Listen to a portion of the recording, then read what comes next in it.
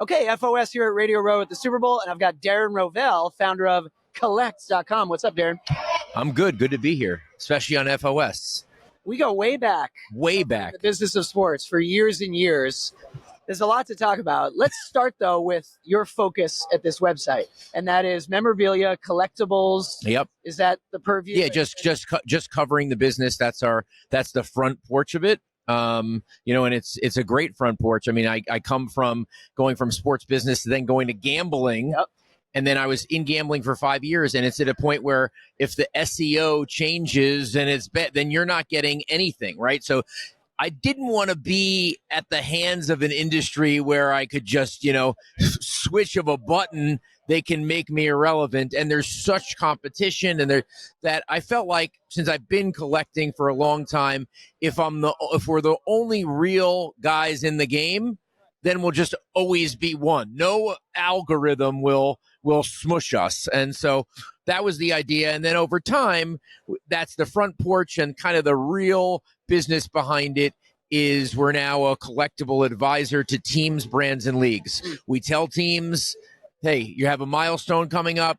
This is how you have to do it. You have to do limited edition. You want to be collectible, because everything that teams have done for all of time has been promotional, which is usually maybe a little bit more than interesting, but certainly not memorable or collectible. Right. I think that's fair to say. Yeah. For a while there, I could easily answer what is the most interesting thing happening in the collectibles world, and it was everything going digital. We were covering the explosion of NFTs. Now it's like dead. Don't talk about that term. Right now, what's the most exciting thing happening in your world? To the credit of Fanatics and Topps, they've managed to do these one-of-one redemptions, like the Paul Skeens rookie debut patch, where, people are buying boxes, and the chase to get that one-of-one has never been greater. Now, part of it has to do with the degenerate economy that we're in. Whether you're in crypto, whether you're gambling, my son stands over a garbage can, and if he doesn't have a numbered limited edition on the back of a card, he will literally throw it in the garbage immediately, even if it's his favorite player. And I like to think this is not about him. It's about the generation and the times we're living in. But maybe that's an excuse. But yeah, everyone's on tilt. Everyone's gambling. So it's kind of like there has to be something, and they've managed to tap into it. But it's a great time. It's fun. I think there's a ton of stories, good and bad. We're the watchdog when something bad goes down. So it's great. It is remarkable how trading cards persist. Yeah, physical trading cards, and in some ways bigger than ever. What are you holding here?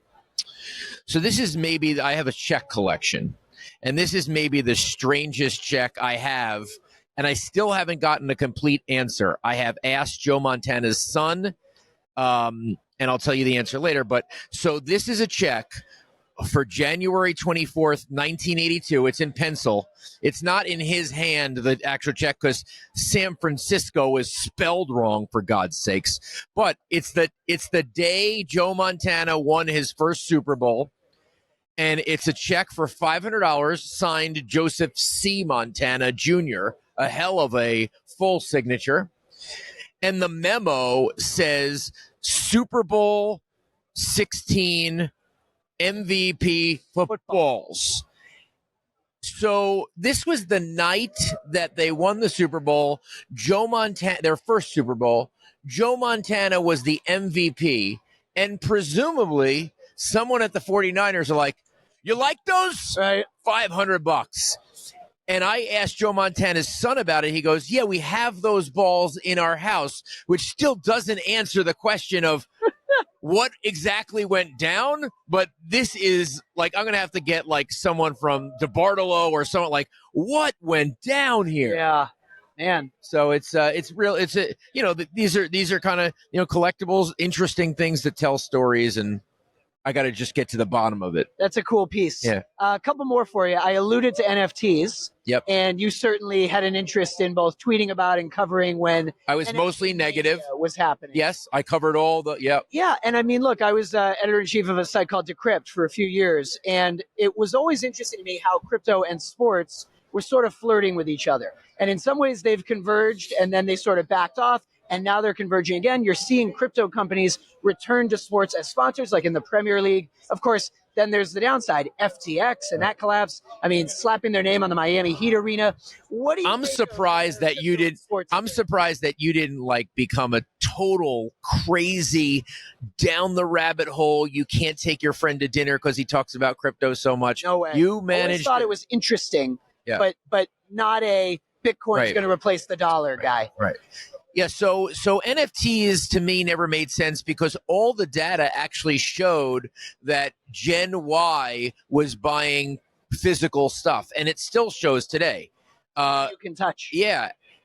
So people were like, oh, you're just negative on it because you're an old man yelling at clouds because you hold physical collectibles. And I'm like, no, actually, it's hard for anyone to see an NFT.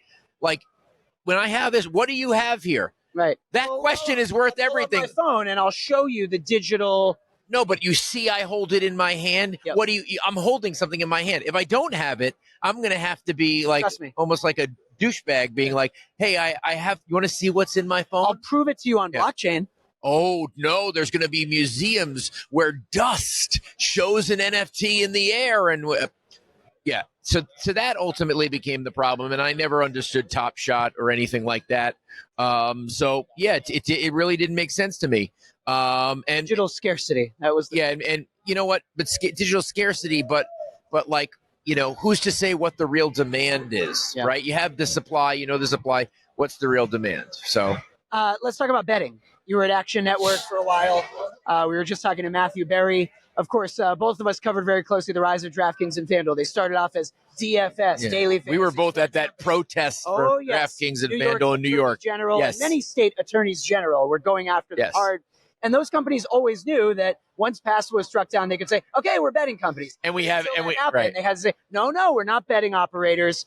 Right. You look around now, what do you make of the current landscape? Inevitable, in some ways still problematic. The leagues, to me, are in so deep with these companies. Yeah, they are. You know, and the only time we hear about it is when they've gained information that someone from the inside was doing something. I mean, I don't mind the gamble. What I actually do mind is like the broadcast. If you're going to go all in, you have to go all in.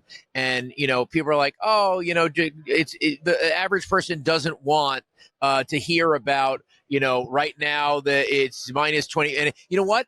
Guess what? We're beyond the average person. You sold out. So guess what? We should get to the touch point of the TV. I push the button and you can't have to it.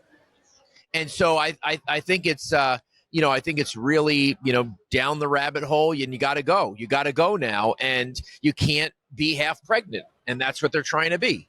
As far as like unique betting places, I know now some have live streaming. It's a very tough. I don't believe that anyone who is not FanDuel or DraftKings can get anywhere substantive. It is all locked in. We know that people don't shop lines.